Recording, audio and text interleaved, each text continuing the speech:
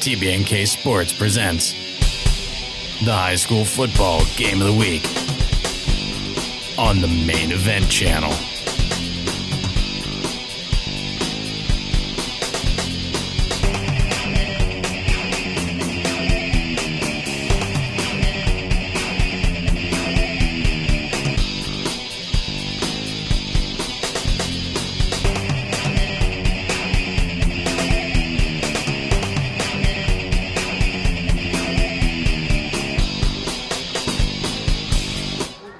Hello and welcome from Taylor Mill, Kentucky, here at the Scott High School for tonight's showdown, featuring the host Scott Eagles taking on the visitors from down the AA, the Mason County Royals. I'm Scott Borders. Joining me as always in football season, the eminent Dave Borst. And welcome once again to yet another production here at TBNK Sports. It is a cool night in Taylor Mill, Kentucky, here at one of our favorite venues, Scott High School. Yes, we say that every week. We have a lot of favorite venues, but it's cool with a slight rain going, much better from the oven that we were sitting in at Holmes High School last week. The weather is cooperating, at least for our sakes, being up here dry in the press box. Dave, how are you doing tonight? Doing great, Scotty. Good to be back with you again. And as you mentioned, Scott High School, of course, is one of our favorite venues to come to, an athletic complex that really would rival a lot of small colleges anywhere around the country. Excuse me, the facilities here are top-notch. The folks always treat us well, and we're usually treated to good games when we come out here. And I'm expecting that again tonight, a couple of 2-2 teams coming into this game. Scott has been shut out twice, but they've scored a total of 71 points in their other two games. So we know they can put points on the board. It'll be interesting to see what Mason County can do. And it should be a fun one in Taylor Mill tonight. You see Scott running out onto the field, a big evening.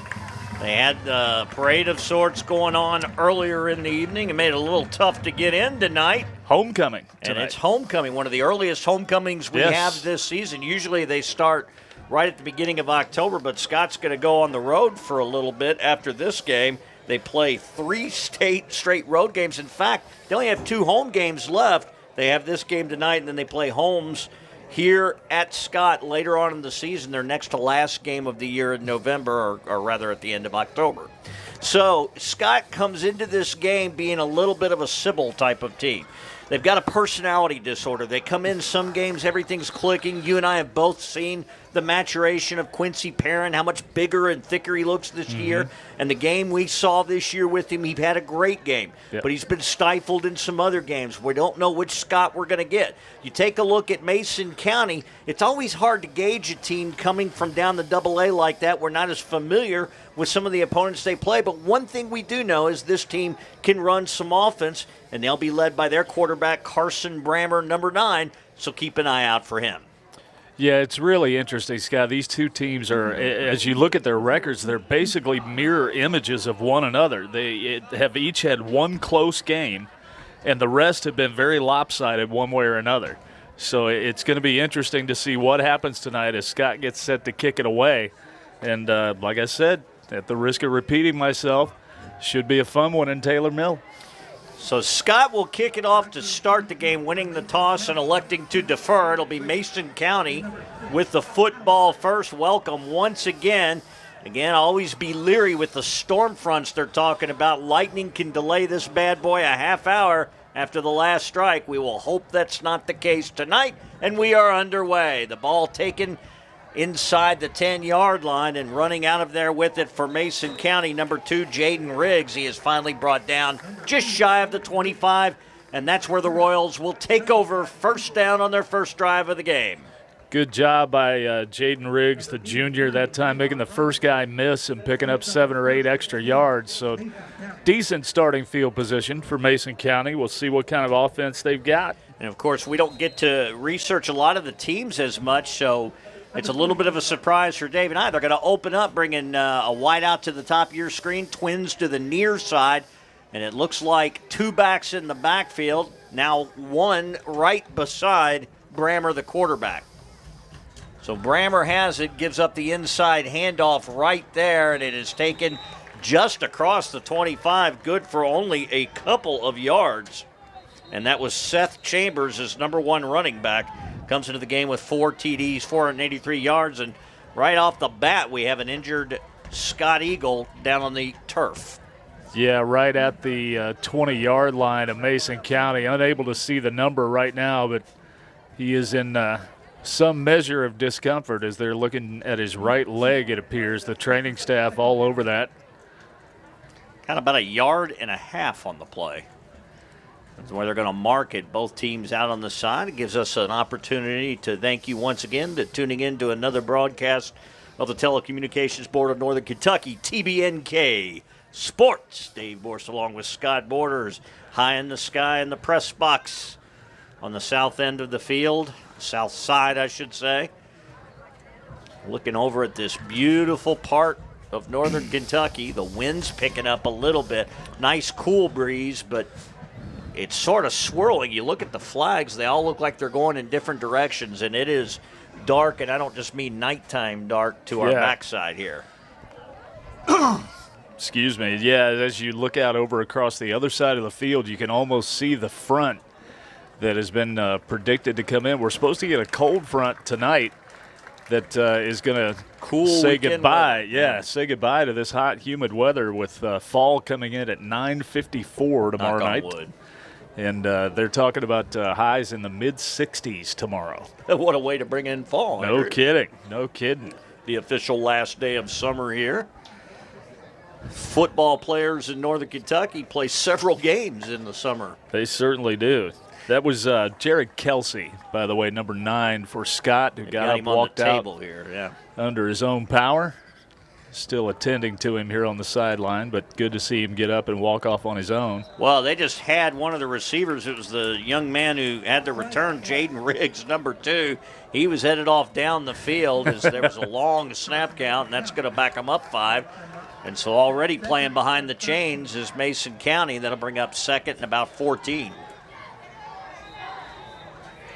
Well, we see it and we talk about it every week, it seems like, Scott. I realize this is the high school level and you only have so many hours of practice every week, but by this point in the season, you cannot kill yourself with penalties anymore. Nope. You just can't do it.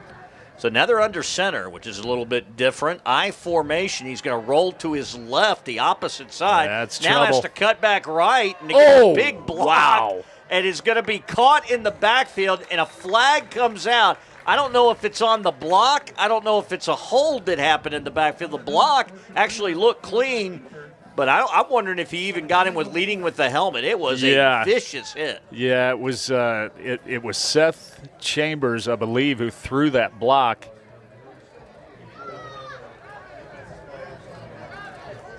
And I didn't see the signal either. Called helmet to helmet.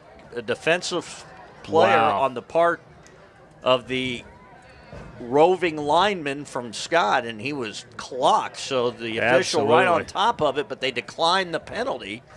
And as it is, it will bring up third, and that is a truckload. Yeah, third and forever. About 25. They've got to get all the way to the 34-yard line. They mark it just shy of the 10. Shotgun formation, and again, they're going to have a stoppage of play. They were running a little wide receiver screen on the far side. That could have actually gone for some yards, but evidently there was movement again, and they'll go half the distance to the goal line. So Mason County absolutely blowing apart here on this early drive. The first one of the game, and they can't seem to move the ball in the right direction. Yeah, 2 critical penalties, 1 penalty actually that was declined. Yeah, they've given up almost 20 yards in penalties right here. Started at their own 24. They're now back at the 5-yard line. Yeah. Now they just have to get away from the shadow of their own goalpost. They want to have a hope of getting a punt off. Scott showing blitz. They're just going to go with the safe play. Little inside handoff, nothing doing. Can't expect that it was going anywhere. And that will be all for the first series of downs for Mason County. So all in all, that ends up being pretty advantageous for the Eagles, who are going to end up with great field position. And I believe it's Perrin who does a lot of the returning. He's set right at the 35-yard line of the Royals. High snap. He has to go to his left to get it and still gets away a nice kick. It's going to take a Scott bounce, though, and it is going to finally be down at the 25-yard line. And that's not on your punter right there. He did as good a job as he could getting that ball out with a quirky snap. And nobody touched it. Yeah. But he couldn't put much on it. We were watching Mason County go through their pregame warm-ups, and a couple of us remarked up here in the booth that the long snapping might be an issue tonight. And you saw it there. You saw it right there. And it wasn't the velocity. It was just where he snapped it. It was high and to the side. Yeah. That's something to keep an eye on for the Royals all night long. Well, here comes the first handoff up the middle, and he breaks the tackle, bounces to the right side, inside the 10. And for Scott, that was number 12, David Patrick, and a first down on their very first play. Boy, David Patrick, another name along with Quincy Perrin that you're probably going to be hearing a lot tonight for the Scott Eagles. Great run there on first down to set up first and goal. About a 17-yard gain. And a timeout taken by Mason County is they got to feel like they can't do anything right at this point. A lot of struggles here in the early going. That time it was just an off-tackle type of run, and once he bounced it, did Patrick to the outside, was able to get inside the 10-yard line. The ball marked right at the 6, where it'll be first and goal to go in the early going. Scott at home on homecoming. 9.5 to play first quarter. No score so far, but Eagles knocking on the door.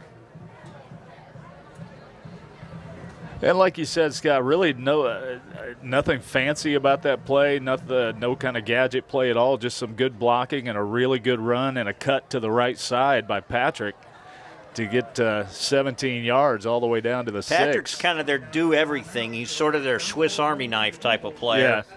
They put him in the backfield. They'll let him go out for passes. They really like him as an alternative tailback to Perrin, and Perrin looks like he's getting the ball here. And he gets a direct snap running to his right. Got the corner. Touchdown. They throw a flag late, though, so we'll have to see. At the moment, it is a touchdown, and I believe the flag is actually going to be on the defense, but we'll wait. They're going to get a hold. Nope, it is a hold. Yeah. I was just about to say that one looked awfully easy, and that's perhaps why. Well, the referee that threw the flag signaled touchdown. Usually when that happens, they're just affirming that it is a touchdown. But in that case, it's going to back Scott up to the 21. So Perrin, a great run on his first carry, negated by the penalty, and penalties marring this game in the early going. Well, that'll bring them all the way back to the 21. Keep in mind, they have to hit pay dirt here. Another trick play, and it's going to end up being a reverse coming to the opposite side. A tackle is broken, and that's down inside the 5. And it was, did you see, was that Sabian Turner? I believe so, yeah. Number 10. Yeah, a little razzle-dazzle there, and good job by the Scott Eagles. Pitch and a shovel pass, and it well executed. Very hard to see Scott's numbers. We've complained about this before. We have, yes. No one listens to us, though. We've complained about a lot of things before. And I want to say, I think that was 25. And a Kyron touchdown. So Quincy Perrin, and I mean you could have driven the proverbial Mack truck through that hole. Great job by the line, and Perrin dances through for the touchdown. So a 25-yard drive for the Eagles. They strike first, and with 3 ticks under 9 minutes left to play first quarter, they lead 6-0. And it looks like the Eagles are going to set up to go for 2. Well, they've got 2 kickers on this team, but they are setting up to go for 2, and they see something they like. Perrin gets the snap, and he basically walks into the end zone to complete the 2-point conversion and gives Scott an 8-0 lead. And again, Scott making it look easy right now. Yeah, completely untouched that time. Just got the good job by the Scott offensive line of setting the edge and opening up the corner for Quincy Perrin. And if the opening 2 drives are any indication of what we're going to see, it's going to be a long night for Mason County. We'll see if they can rebound here on their second drive. But the first County, one was a well-respected team, 4A team in the 7th district, always been well-respected. And you look at their schedule, they beat a North Adams team in Ohio I know very little about, blanked them 53-0, won a close one last week against Morgan County. And 2 games in the middle, got beat pretty solidly by Fleming County and Rowan County, down closer to where they are. And so you look at them, it's a 2-2, but a team that you really don't know a lot about coming in. But right now what we've seen are a lot of mistakes on both sides of the ball. And Scott had little trouble moving the football on that drive. Yeah, very much so. If it hadn't been for the holding penalty against Scott, that would have been a lot easier drive even than it was. Now you wonder why they blow that dead. Of course, in the state of Kentucky, you take a step or the ball goes into the end zone. It's an automatic touchback, a rule designed for the safety outlook of the players. So 8:55 to play first quarter. Scott with the early lead, 8-0 here at homecoming.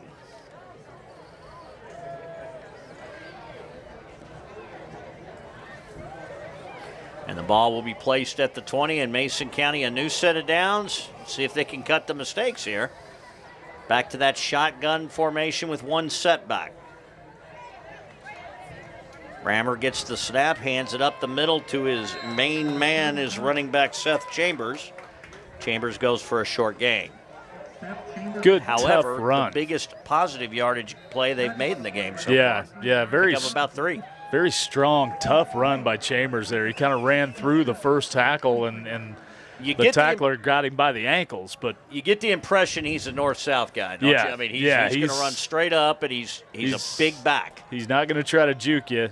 And I get the feeling he loves laying blocks as much as he loves running the ball. If that first drive and that hit. 4 wideouts on this play. Chambers back with Brammer. Brammer's going to run to the opposite side, but the wide side of the field cannot get the corner. A nice job on containment for Scott at the point of attack. And that'll bring up a makeable 3rd and 5. They did get 2 yards out of it. They had trips to the near side on that play, which was the short side of the field, and they really bunched them up out here. And it was a good play call, not poorly executed by any stretch, just a good job by the secondary and the linebacking core to beat him to the corner. Yeah, he had Chambers out in front of him blocking, and I just wonder if maybe he had cut behind him instead of trying to go out and around him toward the sideline. Maybe he might have picked up a couple extra yards, but Chambers was riding his man right down the field. Well, they've got the wing tee now, the 3 backs in the backfield to get a good hole over the left side. That will be a first down for Mason County, and starting to feel their way out a little bit. A good play call. They just bring an extra back into the backfield. And that again was Mr. Chambers, number 39. And did a good job of handling a high pitch. It was high and behind him, and he reached up and snagged it with one hand and pulled it down. A big hole, though. He really had a lot of running room over there. 38-yard line. I'm sorry, 33-yard line. It'll be first down, 4 wideouts on the play. Chambers next to Brammer again. The man going in motion is Flunders. It's going to be that wide receiver screen, and that one had danger written all over it as he really did not throw the ball hard. And I said, it's Flinders. Alex Flinders, number 4, was the intended receiver, but that had bad idea written all over it. Yeah, very dangerous pass. And if you don't execute that correctly, you're going to be looking at somebody's backside running into the end zone with a pick six. Those end up being a lot of – you try those sideline patterns in high school to the long side of the field, you get a lot of pick sixes out of that. Not a lot of high school quarterbacks have the arm for that. He had a little velocity on the ball. Yeah. Handoff will go right back to his bread and butter, Chambers, and Chambers for a short gain will bring up a 3rd and long this time. Again, if you're Mason County, you got to feel a little better that you've been able to move the ball somewhat on this drive, and to this point, it's been mistake-free. Yeah, no penalties is a big positive on this drive. As we mentioned, they gave up almost 20 yards in penalties on their last drive, which is really what set Scott up in such great field position. for their opening touchdown. 2 wideouts to each side, and then once again, Flinders goes in motion, creating a trips to the top of your screen. And Brammer will follow that, looking to pass, goes downfield, and he's got Flinders, and that's a first down out across midfield into Scott territory. So Mason County moving the ball to the 48 of Scott in a first down. Really nice snag by Flinders there. He went airborne but caught it with both hands. And Brammer really impressed me with his arm strength on that throw. Rolling to the right, throwing on the run, and fired a bullet. All right, so the 48 of Scott into Eagle territory. Same formation, 4 wideouts on the play. Nobody in motion this time. It's a high snap, but Chambers still able to push through for about 3 yards. Nice job by Chambers. Nice job by Brammer of handling the bad snap again. That's something that they're going to have to get worked out. You think by the 5th game of the season you'd have those issues ironed out, but they crop up from time to time. So many teams want to run shotgun, and that can be a problem. Scott just getting a 12th player off the field in the nick of time. Same formation. Straight drop this time. We haven't seen that one. Oh, and wow. I mean, he is level. Wow. It's going to go as a catch to Jaden Riggs, who got decleated at about the 41-yard line. Jared Kelsey. The player who was hurt Eagles. earlier. Yeah, Jared Kelsey, who was down earlier. They were working on his right knee. Well, that knee looks plenty fine to me, folks. And My goodness. And I tell you, a clean hit, too. Yes, He got in there with the shoulder. It was textbook. Nothing dirty about that at all. Just an absolute blow-em-up hit. 42-yard line, so it still sets up a 3rd and about 4. And they're going to come to the near side, which is the wide side. Brammer does break a tackle and gets out over the 40, close to first down territory. Boy, it didn't look like he'd have it. No. In a last surge there, I thought he would get tripped up in the backfield. It's going to bring up, I believe, 4th down unless they measure here. A design quarterback keeper, Tyler Koch, had a shot at him in the backfield and was unable to bring him down, and it looked for all the world like Brammer was not going to get that corner because the young man maybe doesn't have the speed of a Quincy Perrin or David Patrick. That's not really fair. No, it's not. Probably not a fair comparison, but the design quarterback keeper, and they're going to go for it on 4th and short. All right, here we go. Let's see if it's a sneak. You know I love a sneak here. And there it you is go. A sneak. And by the initial surge and where they look like they're going to mark it, I believe that'll be a first down. He almost moved a little early, but he had the ball, so he's really allowed to do that. And now we're going to have a Mason County player a little bit slow to get up, but he does. I had to hit the lights to see my notes. Gabe Devine, number 68, the junior offensive lineman, a little slow to get up. And they're going to have to measure this one. This is awfully, awfully close. Well, it wasn't as friendly a spot as the near side linesman was going to give him. Yeah. The referee on the near side had it, and I think you had to get past the 38-yard line. I think this is going to be a little short. From where it's spotted right now, I would agree with you. I think this might be 4 to 6 inches short. So a big play in this young game. 3:49 left in the first quarter. See if Mason County can keep the drive alive, and it's going to be short. They're short. It is. By just a few lengths, about 4 or 5 inches. Not the kindest mark in the world. I really thought with him stretching his body that he had gotten a little farther than that. It was really good penetration right in the middle of the line. Correct. By the Scott defensive line. They saw the sneak coming all the way. But, again, a gutsy call by Mason County early in the ball game, and I love it. I absolutely love it. You got a good-sized quarterback. You got a decent-sized line. Give it a shot. And he ran the play we told him to run, and look what happened. That's why we're here, and he's there. Exactly. That being said, I still love it, Coach. Jonathan Keep Thomas, doing it. And there's a play fake Home and run. a long pass Home run. wide open, and they will complete it down inside the 20-yard line.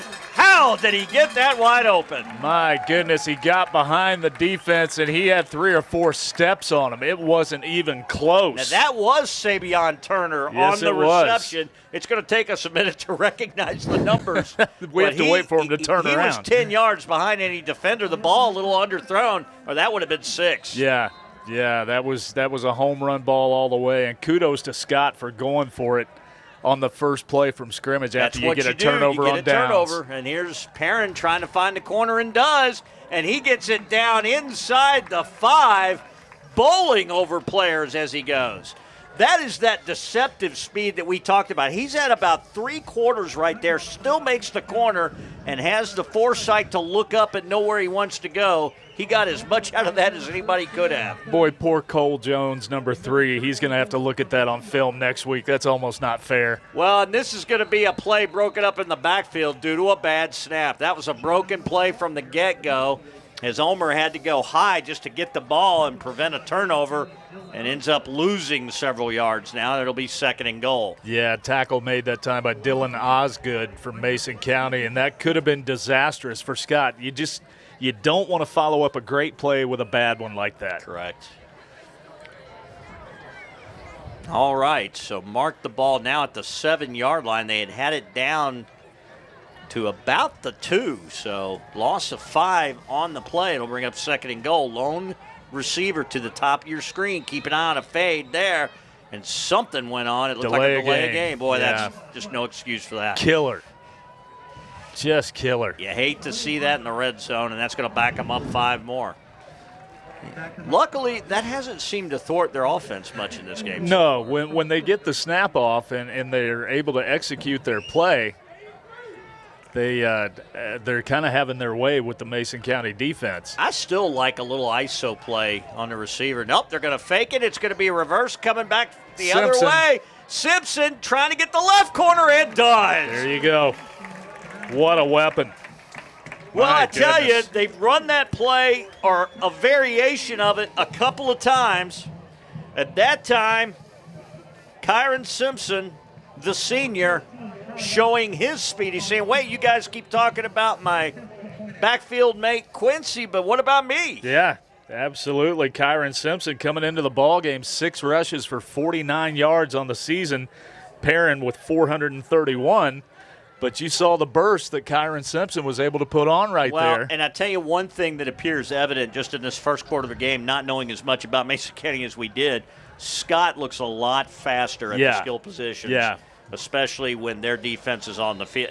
It's just they look a lot faster right now. Yeah, and now Scott's going to have to take a timeout because they can't get lined up correctly for the extra point. And that's got to frustrate head coach Dan Woolley, but he's up by 14 and going to try to make it 15. And I tell you what, Scott looking more like a team who's going to run away with this game. Yeah, Mason County is going to have to find some kind of answer defensively. They've got to feel a little bit better about their offense after that last drive. And I'm sure they do. You can see where they can move the ball. They can run some offense, but I agree with you. When you've got a speed deficit like we've seen so far, there's not enough tricks in the playbook on defense to be able to keep up with the team who flat out is just beating you right now with their speed. That is really tough to combat. It almost, when you're overmatched like that with that kind of speed, it almost seems like you ought to be allowed a couple extra players out there to just kind of make up the deficit. And they will just do the regular extra point, the same old variety. And it is up and good. Have not missed an extra point all year. Really nice kick. Cal Ellison, just a sophomore. He's 6 of 6 on extra points coming in. They as split you the mentioned. duties between him and the freshman, Luke Iden. So that was 15-0, Scott with the lead. And it reminds me, Dave, this was the site. It was a few years ago now, but you and I had a game. Dave, by the way, the Blue Chip Award winner based on the Well, no, it was on another game. It was another game. That was the one you were nominated for. That's right. That was the game. This was a game, however, that was one of the best games we have seen absolutely. Since doing this. And I've done it a long time in Northern Kentucky. You've done it a long time. I've seen a lot of football in Northern Kentucky. That was one of my favorite games. Johnson Central. A heartbreaking loss for Scott, but a game that was so well played on both sides of the ball, I will never forget it. Unbelievable. And it included a great last-second Hail Mary for a touchdown. Still my favorite game that you and I have ever called together. It is. It was just unbelievable. The atmosphere. It was the playoffs. It was for a trip to the Final Four. Check it on the Internet. That's still floating around the Internet somewhere. Dave and I, not just proud of that game, but just the effort the kids put on. I will never forget walking up to one of the backs for Scott, a young man who was just that we remember being a tremendous running back. Yeah. He is just balling, and I said, you left all of it out there. I said, you have nothing to be ashamed of. And I just never really looked up through tears, just said, thank you, sir.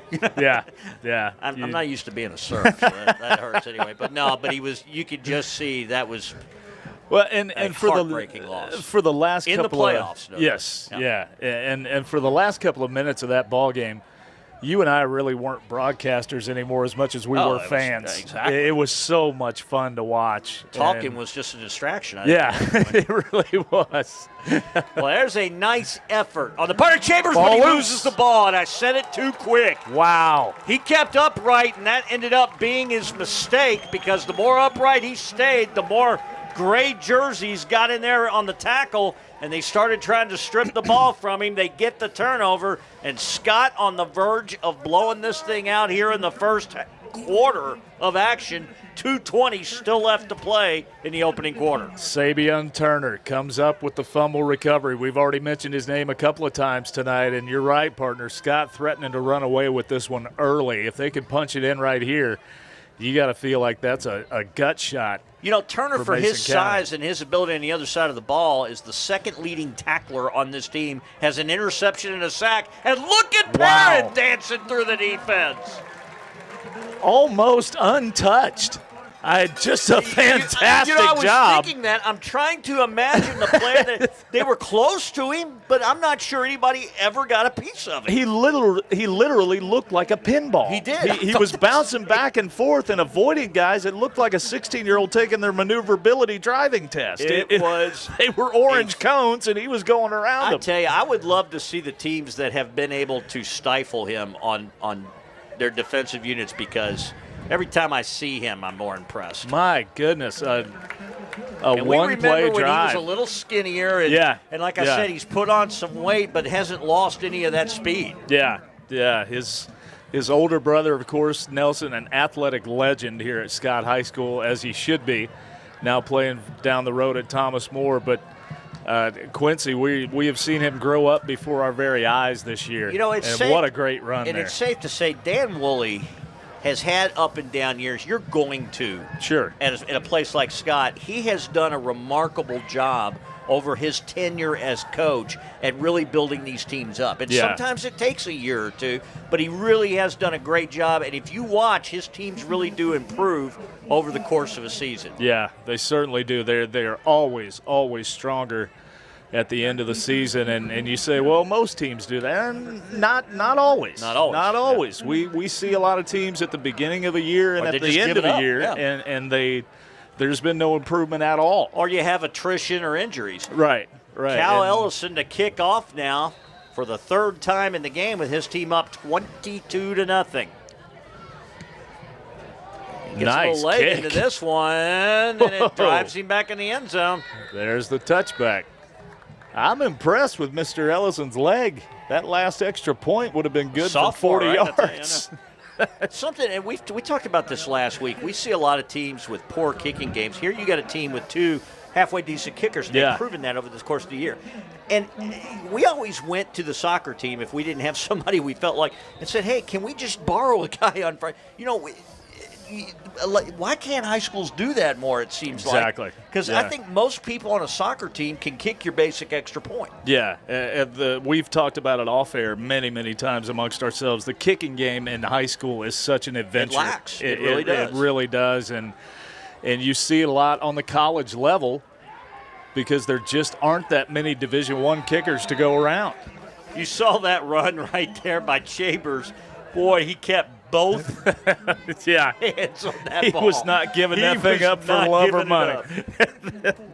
No way you are getting me to fumble again. Well, that's how you learn. I mean, unfortunately, yeah. And it's a shame for him. He's a tough runner, and he wants to show that he can stand up and take those shots, but got a little careless with the ball last time. Approaching a minute and a half left to play first quarter, 22-0, Mason County.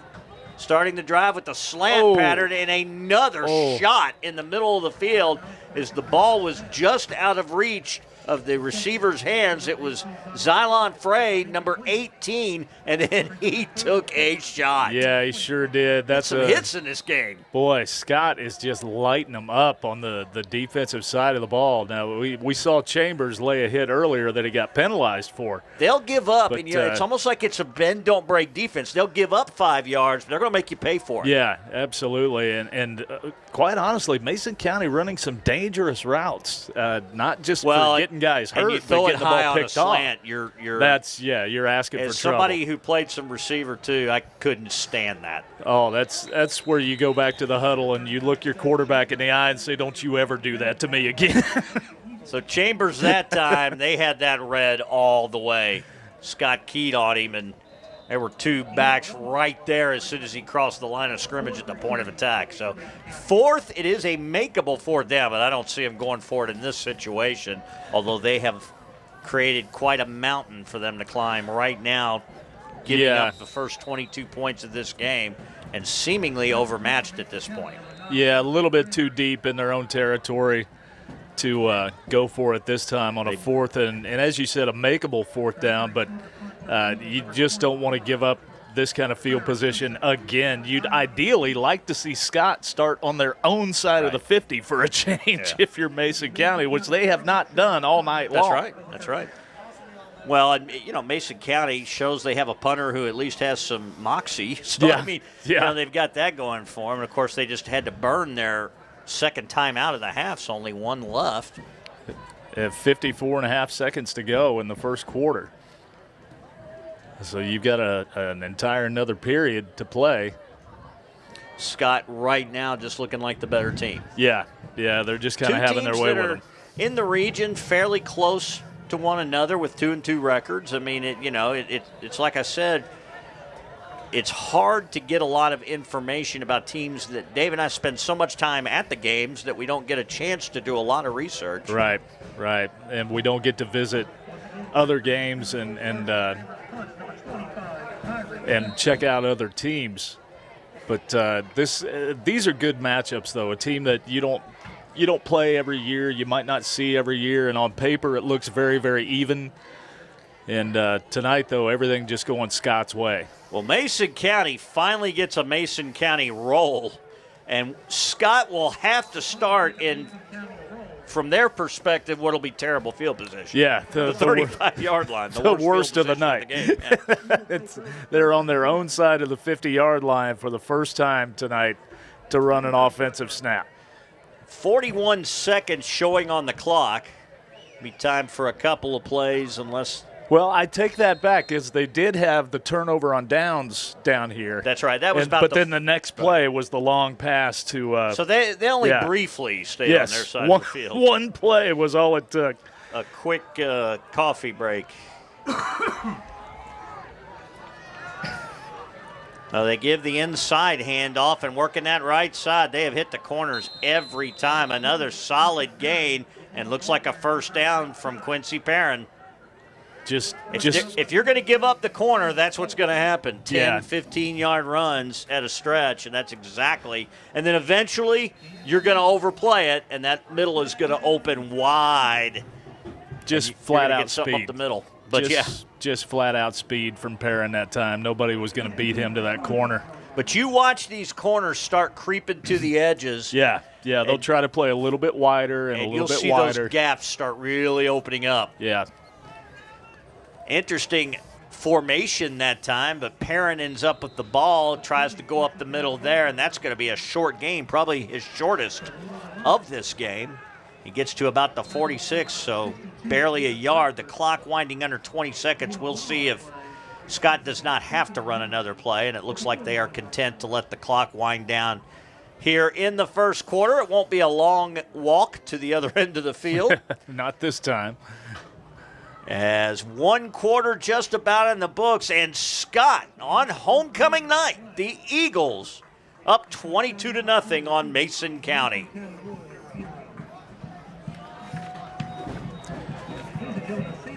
Well, if you're the Scott Eagles and it's your homecoming, you couldn't have scripted that first quarter any better.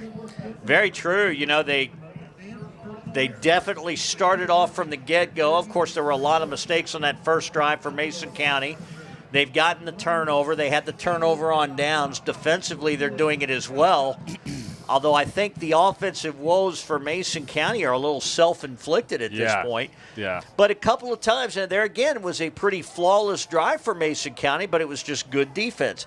The other thing, too, to note is that most of the big hitting done in this game has been precipitated by the gray jerseys. Yes, it has. With the one major exception of the hit that Chambers laid on the Scott defender, which he got flagged for, and honestly, Correct. It looked like a clean hit to me. Correct.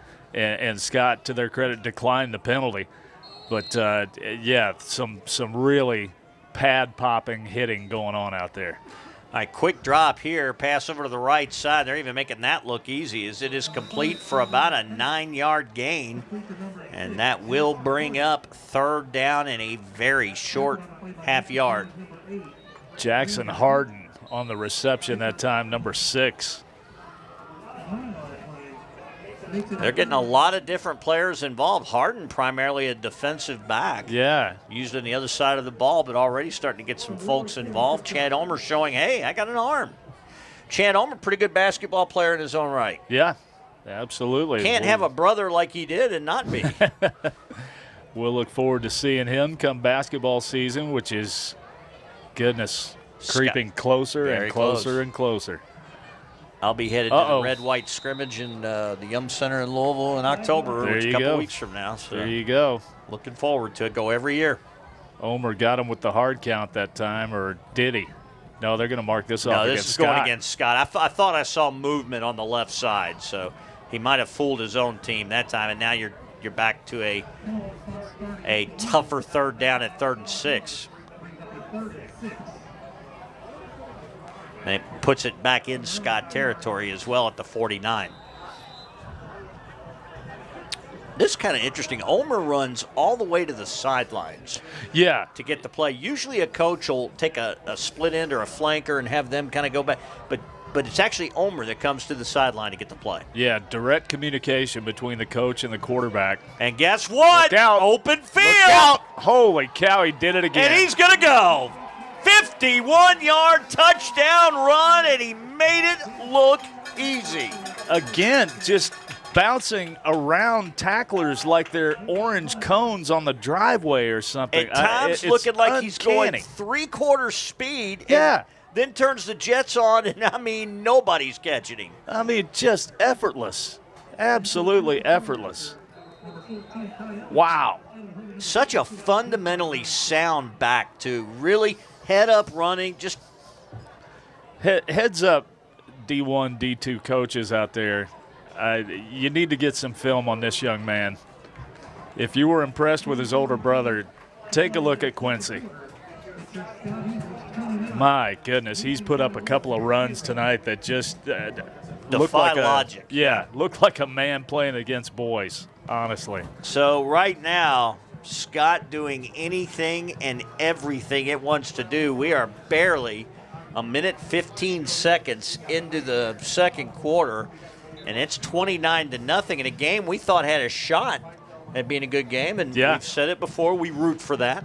We'll be honest, we don't root. People have asked us many times, it sounded like you were rooting for them. No, we root for close games. Yes. That's what Dave and I, neither one have any I did have kids that went to Simon Kenton, so they did. I'm not from this area. I grew up in Louisville. You grew Southwest Ohio. In Southwest Ohio, so really no relationship. So we don't root a lot, but certainly we want to see the games, close games, make for close, good announcers, right? Absolutely. They make for fun games for our fans to watch. And look at it this way, but folks. This begs to be the biggest blowout we've had this year, the way it's going right now. Thus far. And when the blowouts come, I'll be honest, I don't have an interesting enough life to entertain anybody. Well, that's okay. I do, Dave, and that's that's when we start talking about books and movies and so forth. Well, he chose to return that ball, and it may not have been the wisest choice. Got back to the 10, but he would have been better to have let that go. I could have sworn his right foot got into the end zone. I did too. I thought for sure they were going to call that. Yeah, but they let him go, and that's going to turn out to be one of my favorite names on the Mason County Royal roster, Xylon Frey. Yes. I am. Any other kids, I'm going to name them Xylon. I don't think I'm having any. Maybe I could talk mine into grandkids. There you go. Xylon. There you Xylon out there. Spelled with an X, by the way. Xylon. Love it. 10:38 to play first half. Mason County needs to find something that works.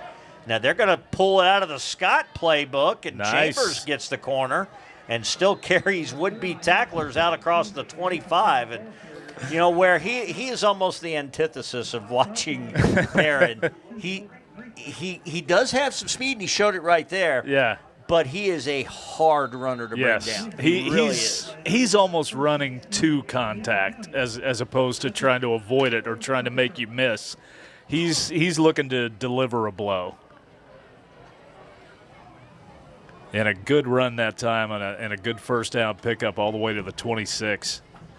Now, late out there was Swolski. He's going to rotate out to the top of your screen there.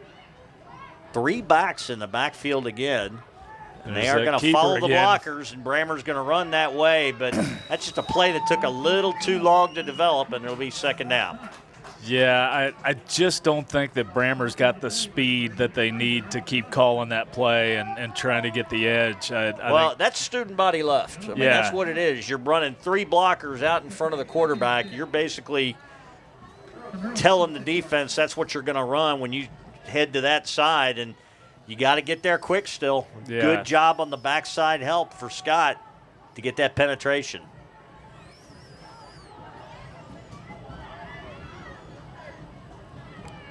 Showing blitz up the middle. Here they come, and Brammer's forced out of the pocket, trying to escape, needs to get rid of it. And, he tried to make a completion, and it's intercepted. What a great catch. Number 6, Jackson Harden, comes up big. That's his first interception of the game. Is forced a fumble already. Flag and we do down. have a flag on the field.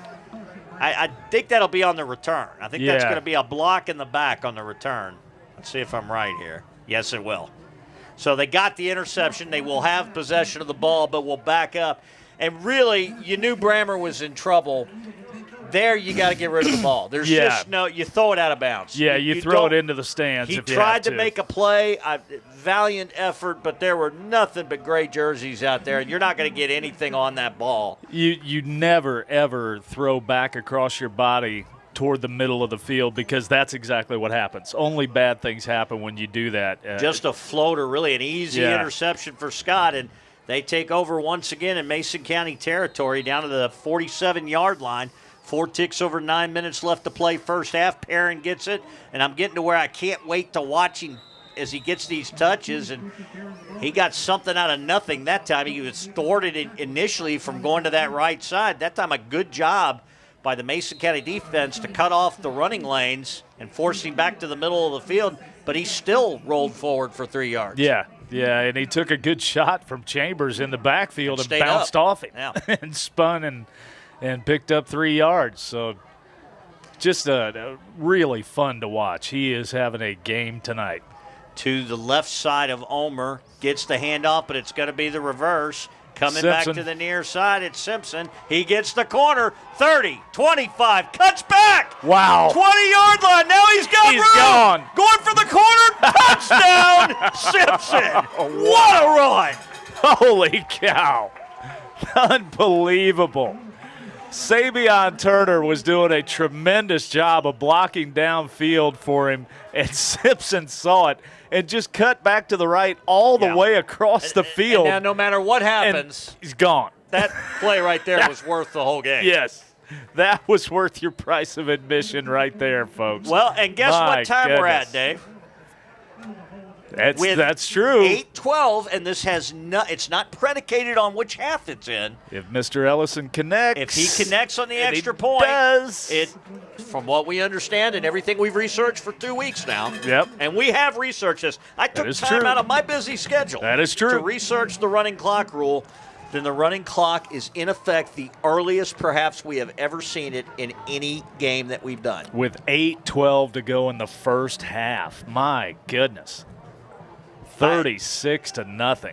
I really have not seen it run. I can't think of a time I've seen it start any earlier. No. A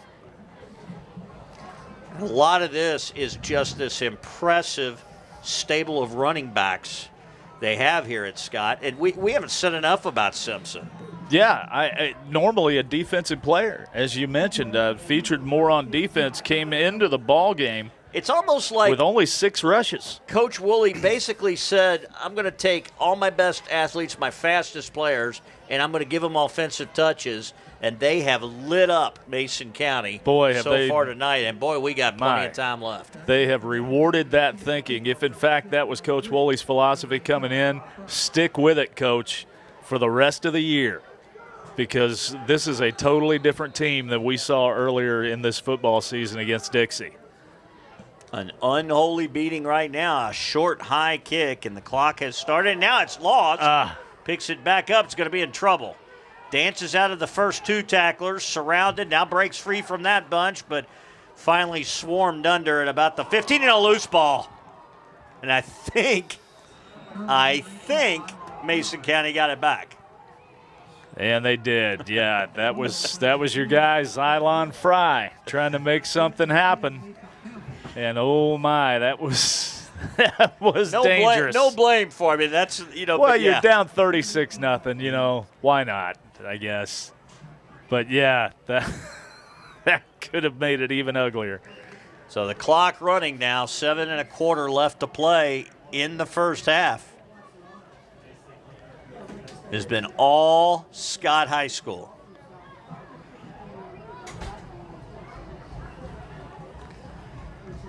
Could be career games for people like Perrin and Simpson and even Omer to some degree. And, boy, I don't know what happened there. Wow.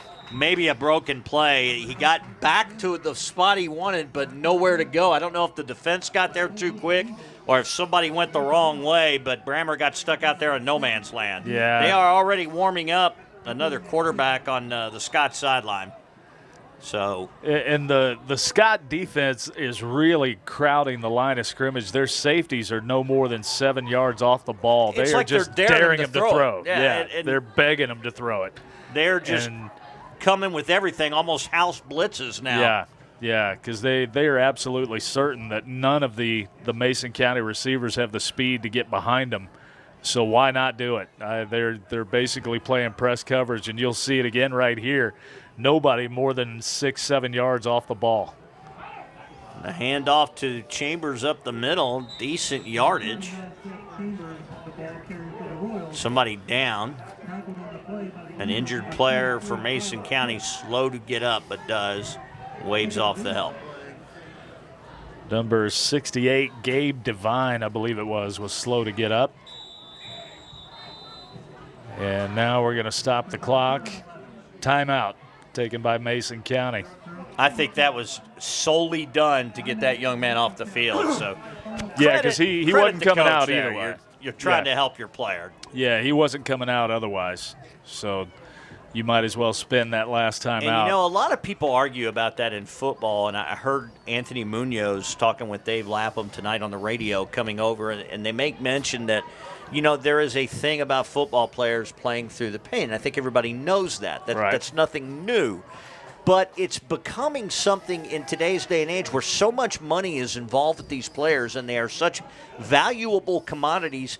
One example I have, that the Dallas Cowboys basically kept their starters out for the entire preseason, and they looked so rusty in their first game of the year, it makes you wonder what the good of all that was. The point being, they're almost taking too much precaution. Nowadays, it's almost like, they don't want to hear about it. I think players are less likely to tell you if they're injured. Yeah, absolutely. Because players are still players. They're still competitive, and especially those guys playing at the highest level. they don't want to come out of the ball game, hurt or not. They want to continue to compete. Well, look what's happened with quarterbacks in the NFL. As you see a pass play over the middle, complete. Good to see Alex Flinders with the reception, best offensive play of the game for Mason County. But back to our point, it's good to see. So I can't remember what the point was.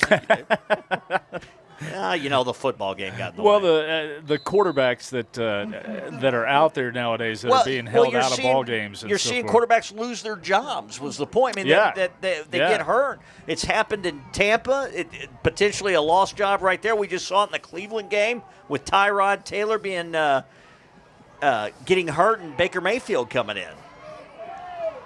Another dangerous pass and broken up.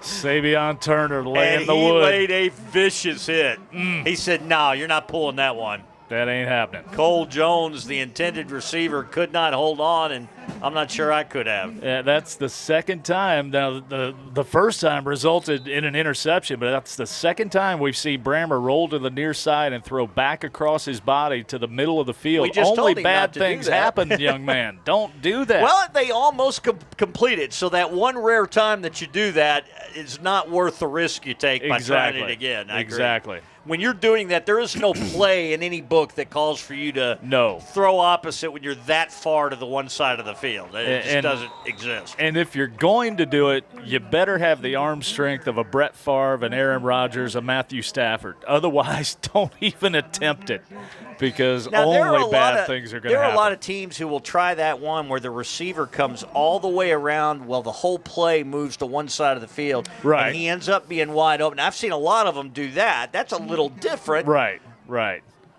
But when you're nothing rolling, nothing good happens. Yeah, and a lot of coaches don't like rolling out for that reason. It minimizes the field. Yeah. You can only go to one quadrant of the field when you're rolling that way, really. Again, Brammer wanting to pass, and he just has no time to set up. It's just doing everything he can to buy some time, and now he get a hold. He's going to end up with a positive yardage run, but there's going to be a hold in the backfield, and he'll bring it back. It's going to wind up coming back. And almost always happens in that situation when a quarterback starts moving two different directions like that. It's too hard to ask linemen to keep following blockers, and your tendency in high school is to reach that hand out and grab a jersey. Yeah, and I remember the very first playing at a slot receiver in high school.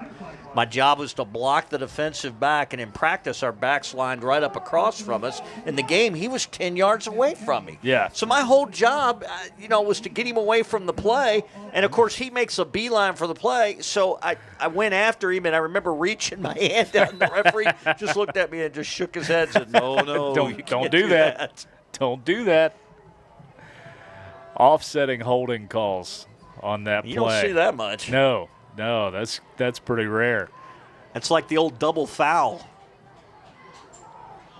In basketball, you see the referee hold the two fists up on either side, the old double foul. 3rd and 11. We in training for basketball officiating one year. In basketball, you can actually call multiple fouls on a single play. People don't know that. Yeah. It's in the rule book. You can do that. And I remember the longtime official who was teaching the class looked at us and said, "Don't ever do that. Just pick one." Just because you can do it doesn't mean you should. And there's a few plays, a few things like that in football that go along with that too. Don't call a double hold.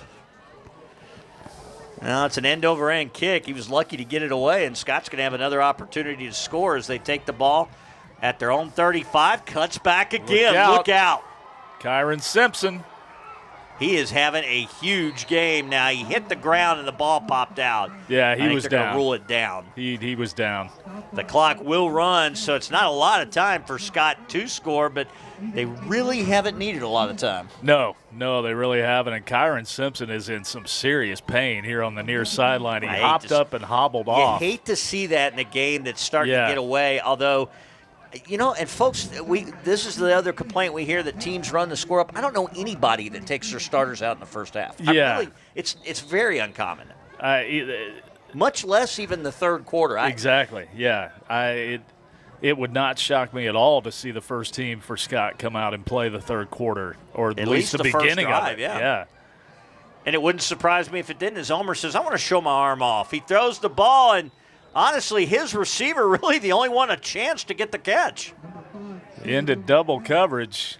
Threw that one just a little bit short. And he had the tallest player out of the three. Yeah. It had the best chance to catch it. And we can see why Kyron Simpson was in such pain as they are stretching him out for a cramp here. It's just muggy enough. I yeah. definitely understand that. Yeah, absolutely. And he must have had double Charlie horses because they were stretching both legs. Well, I think the officials let a penalty go there. There's a lot of movement before the snap, and now they're going to call There it. it is. There's another one way back behind the play. Well, time has run off the clock, so unless this is on the defense, that should end the half. And it's going to go against Scott because he was indicating to Mason County, and they've already declined it, and they're headed toward the locker room. It was old, yeah. All right, so one half in the books, and it was quite a show. Scott High School gets the running clock rule with 8:12 left to go in the second quarter. They lead 36-0. We'll be back for the second half of action as we continue with TBNK Sports.